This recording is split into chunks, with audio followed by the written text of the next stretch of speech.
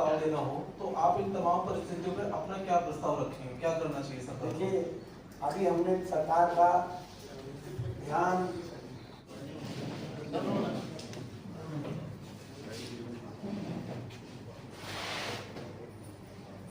सर्वप्रथम जम्मू कश्मीर के कठुआ में भारत की सेना के वाहन पर आतंकी हमले की जो अत्यंत दुखदायी खबर आई है, इस दुखदायी खबर से अभी जो सारी डिटेल्स जैसे सामने आई हैं कि हमारे 5 हमारे सैनिक शहीद हुए हैं, 5 और गंभीर चोटें आई हैं। सबसे पहले मातृभूमि के लिए अपना सर्वोत्तम बलिदान देने पर हम अपने शहीदों को नमन करते हैं, भावपूर्ण श्रद्धांजलि अर्पित करते हैं और सभी शहीद परिवारों के प्रति हम संवेदना व्यक्त करते हुए ये कहना चाहते हैं कि न सिर्फ भारतीय राष्ट्रीय कांग्रेस पर प्रत्येक भारतवासी शहीद परिवारों के साथ इस दुख की घड़ी हमारी सेना पर ये कायरतापूर्ण हमला अत्यंत निंदनीय है। चिंता की बात यह है कि 1 महीने के अंदर 5वां आतंकी हमला ये हुआ है। आपने देखा किस रूप से कठुआ के अंदर ये जो हमला हुआ है, बिल्कुल इसी रूप से आपको याद होगा दिसंबर 2023 में राजौरी में भी हमारे 4 शहीद हुए थे, वहाँ भी ऐसा हमला हुआ था। आपको याद होगा गुरुग्राम में 1-2 दिन पहले एनकाउंटर भी हुआ, जहाँ 6 आतंकियों के साथ साथ 2 हमारे शहीद भी हुए। और आपको याद होगा 26 जून को इसी तरीके से डोडा के अंदर एनकाउंटर की एक घटना सामने आई। और 9 जून को जब प्रधानमंत्री जी की शपथ ग्रहण समारोह था, उस दिन भी आपको याद होगा कि एक हमारी वैष्णो देवी जाते हुए एक बस के ऊपर एक इसी प्रकार से दुस्साहसपूर्ण हमला किया गया। तो ये लगातार हो रहे हमलों पर भारतीय राष्ट्रीय कांग्रेस गंभीर चिंता व्यक्त करती है।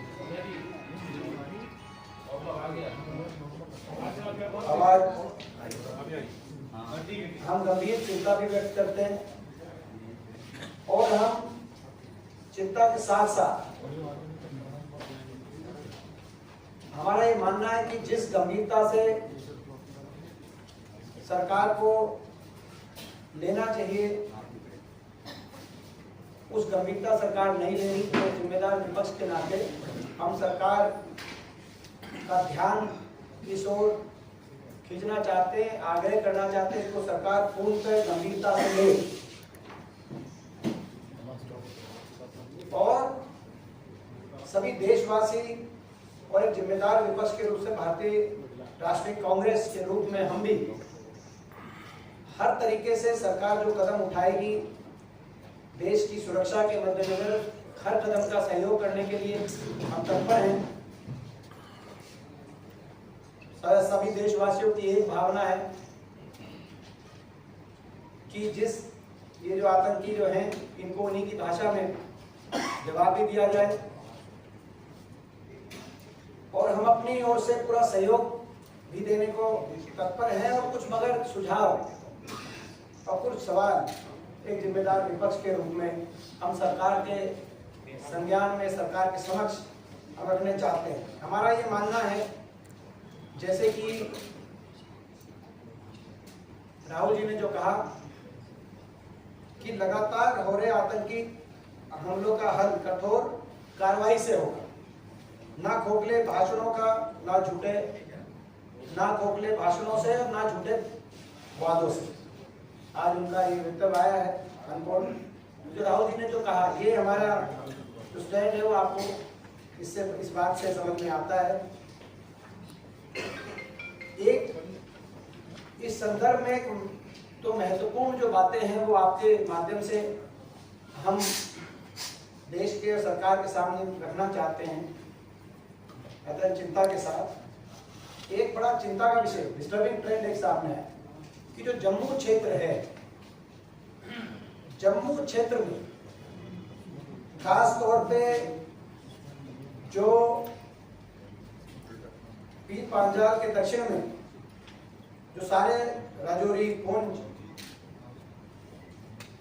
रियासी, जम्मू, ये जो सारा जो क्षेत्र है, पहली बार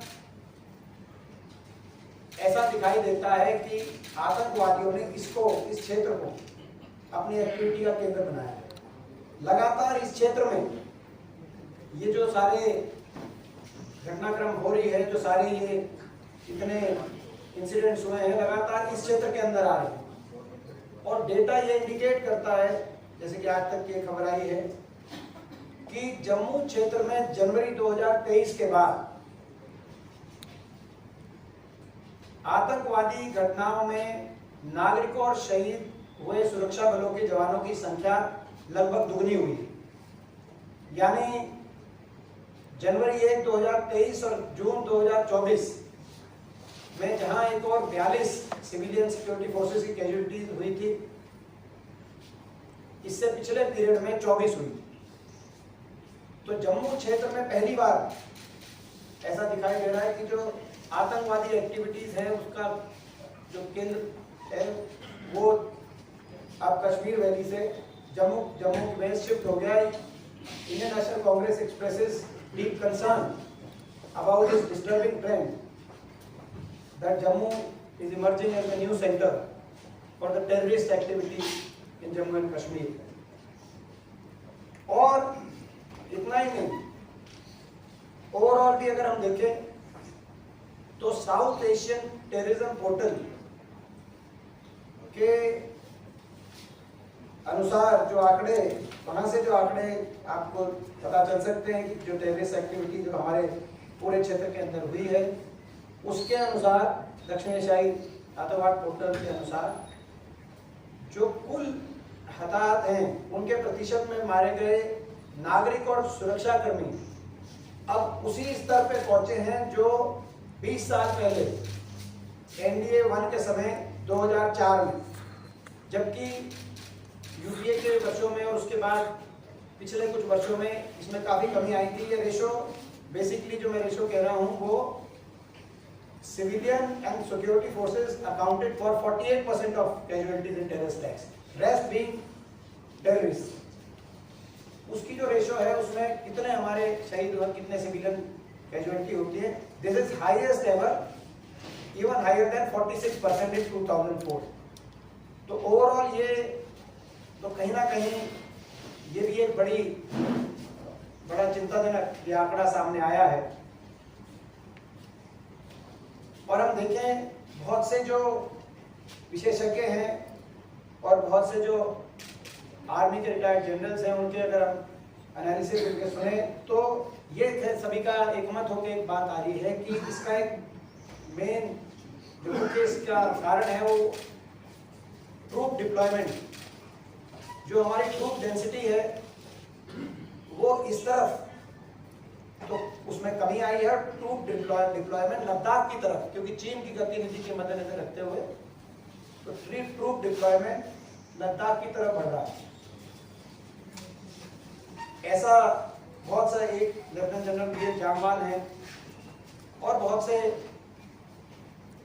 जो सेना की जो विशेषज्ञ हैं उन्होंने इस बारे में अपनी अपनी बात रखी है और यहाँ तक भी कहा है कि सरकार को पहले से ही सचेत रहना चाहिए था।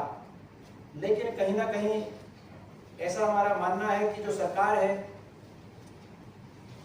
वो अपने इस मामले में अपने नैरेटिव को लेकर इतना ओवर कॉन्फिडेंस के साथ अपने नैरेटिव को देश के समक्ष रखने में ज्यादा उनका ध्यान है, और धरातल पे क्या परिस्थिति बन रही है वहां पर जम्मू कश्मीर में, उनको लेकर सरकार उतनी गंभीर नहीं है। आपको मैं बता दूं कि आपको याद होगा, इसे कई पहलू हैं। आपको ये भी याद होगा कि भारतीय जनता पार्टी की सरकार ने जब भी कभी कोई बड़ी ऐसी स्कीम लेके आते हैं तो कहीं ना कहीं वो जम्मू कश्मीर के आतंकवाद से उसको जोड़ के कहते हैं कि आतंकवाद समाप्त हो जाएगा। नोटबंदी की जब योजना लेके आए तब भी ये कहा कि आतंकवाद का सफाया हो जाएगा काला धन के साथ। जब विशेष दर्जे का राज्य का अधिनियम हटाने का कार्य हुआ और जम्मू कश्मीर को 2 हिस्सों में बाइफर्केशन करने की बात आई, तब भी कहा कि आतंकवाद का सफाया हो जाएगा। लेकिन धरातल पे जो स्थिति आज उभर के दोबारा से आ रही है, और सबसे पहले जम्मू क्षेत्र में तो पहली बार ऐसा ही परिस्थिति बनी जब टेररिज्म की समस्या से वैली में तो कई तरह के गंभीर फेज भी हमने देखे, लेकिन जम्मू में शांति रही। तो ये जम्मू की तरफ ध्यान जो केंद्रित हुआ है, ये पहली मर्तबा आया है। सरकार इसका संज्ञान ले और देश के समक्ष अपनी जो है देश को भी विश्वास में ले कि इस पर क्या कदम उठाए जा रहे हैं। कहीं ना कहीं विदेश नीति पे भी प्रश्न चिन्ह लगते हैं। आपने देखा होगा कि मालदीव और नेपाल जैसे छोटे छोटे मुल्क भी आज भारतवर्ष को आंख दिखा रहे हैं। यहाँ तक कि पाकिस्तान जो बेरोजगारी, आर्थिक दिवालियापन और गरीबी के दलदल में फंसा हुआ ऐसा मुल्क है जो फेल्ड स्टेट के नजदीक पहुंच चुका है, उसमें भी इतना दुस्साहस आ रहा है कि वो आज दोबारा से इस प्रकार की लगातार, सबको पता है कि शय कहाँ से मिल रही है, तो पाकिस्तान के को भी जवाब देने का समय ये उपयुक्त है। आंतरिक सुरक्षा को लेकर सरकार कठोर कदम उठाए। जिन विषयों पे हमने ध्यान आकर्षित किया है उन विषयों पे सरकार उनको गंभीरता से ले। हम पूर्णतः हर रूप से देश की सुरक्षा के लिए सरकार का सहयोग करने के लिए जिम्मेदार विपक्ष के रूप में हम सदा तत्पर हैं। जैसे जी सर, ये जो आपने पाकिस्तान का जिक्र किया कि वहाँ क्या कार्रवाई की आप मांग कर रहे हैं, क्या हमने क्या बात कर रहे हैं? देखिए,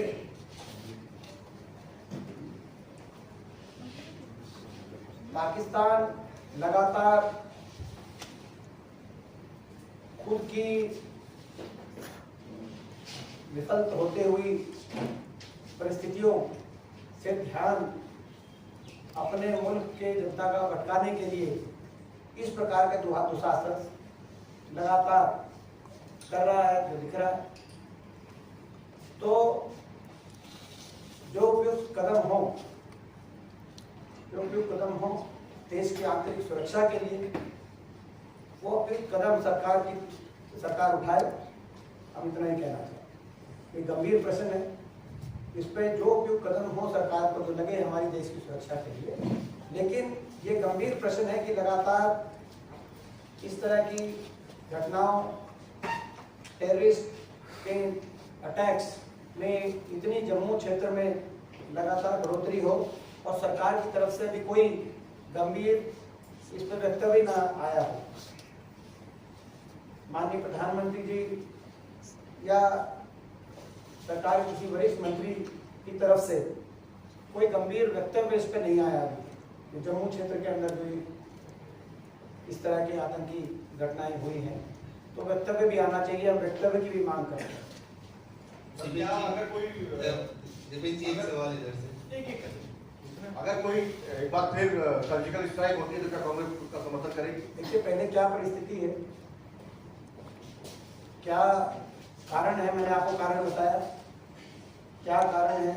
एक कारण तो जो सेना के विशेषज्ञ बता रहे हैं कि फोर्स डिप्लॉयमेंट का एक कारण है, सरकार इसको गंभीरता से नहीं ले रही है। एक और कारण है, तो क्या कारण है? सरकार जो हमने अपनी बात रखी है, सरकार इसको गंभीरता से ले और किसी भी बात पे सरकार देश को और विपक्ष को विश्वास में ले कि क्या कारण है कि ये ऐसी स्थिति जो जम्मू में बनती जा रही है आज। और जैसे मैंने कहा कि एक जो चीज चौंकाने वाली है वो ये है कि जितनी सिविलियन सिक्योरिटी फोर्सेस की जो शहादत है, टोटल कैजुअलिटीज की तुलना में वो वन ऑफ दी हाईएस्ट है।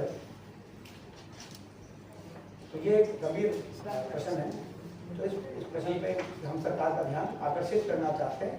बाकी इस पे सारी परिस्थितियों को सरकार अच्छे से समझती है और सरकार समझे और सारा देश सरकार के साथ है, हम भी सरकार के साथ हैं, सबको विश्वास में ले सकते हैं। दिपेन जी, एक सवाल इधर से है।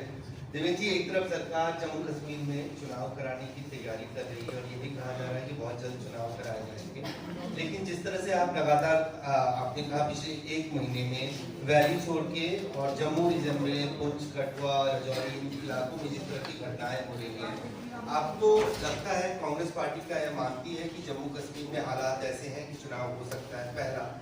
दूसरा, डिप्लॉयमेंट की बात आपने की है, क्या आप ये मानते हैं कि ये बहुत स्ट्रेटेजिकल फेल्यूर है कि लद्दाख के रीजन में जम्मू के रीजन से डिप्लॉयमेंट किया जा रहा है? क्या कोई क्रंच है जो सोल्जर्स का है, क्रंच है? क्योंकि दूसरी तरफ 60 से 70 हजार आर्मी के जवान रिटायर हो रहे हैं हर साल और अग्निवीर जैसा स्कीम है। आज जो शहीद अंजुमन है उनकी मां ने भी कहा है कि इस स्कीम को बंद करना चाहिए। तो ये दोनों सवाल हैं। देखिए, पहले जहाँ तक डिप्लॉयमेंट है और बाकी जो प्रश्न है, ये गंभीर प्रश्न है और अग्निवीर का भी प्रश्न एक गंभीर प्रश्न है। इससे हमारी आंतरिक सुरक्षा को मैं दृष्टि से ये प्रश्न सरकार इन बातों पर जो है मैं समझता हूँ कि जो सही at the right quarters, I am sure कि the government is thinking about it. आपका पहला प्रश्न क्या था? कि सरकार, आप कांग्रेस पार्टी क्या मानती है? देखिए, दूसरा मैं ये मानता हूँ कि ये जम्मू कश्मीर की जनता ने एक बात दिखा दी कि जम्मू कश्मीर के लोग शांति चाहते हैं, देश की भावनाएं जुड़े हुए हैं। 58% मतदान जम्मू कश्मीर में हुआ, तो एक मैं समझता हूँ जम्मू कश्मीर के लोगों ने ये एक बात रखी है और कांग्रेस पार्टी का शुरू से इस पर स्टैंड रहा है कि सरकार को वहाँ पे चुनाव कराकर चुनी हुई सरकार जम्मू कश्मीर के लोगों को देनी चाहिए। क्या आने वाले पार्लियामेंट सेशन में भी कांग्रेस ये मुद्दा उठाएगी और प्राइम मिनिस्टर से इस पे स्टेटमेंट की डिमांड करेगी? I think so Modi government should give a statement on this, I think in the national level. Dipen ji, इन परिस्थितियों के लिए हरियाणा का जो सवाल है, जो भी मैपिंग नियुक्ति की है बीजेपी ने, मोहनलाल बड़ौदी को बीजेपी का प्रदेश अध्यक्ष किया है, इस नियुक्ति को प्रदेश की चुनौती के तौर पर कैसे देखते हैं? हरियाणा के लोगों ने मन बना लिया है, भाजपा किसी को कुछ अपना पदाधिकारी बना सकती है, मगर हरियाणा के लोग कांग्रेस की सरकार बनाएंगे और प्रचंड बहुमत से बनाएंगे। हरियाणा के लोगों ने ये मन बना लिया।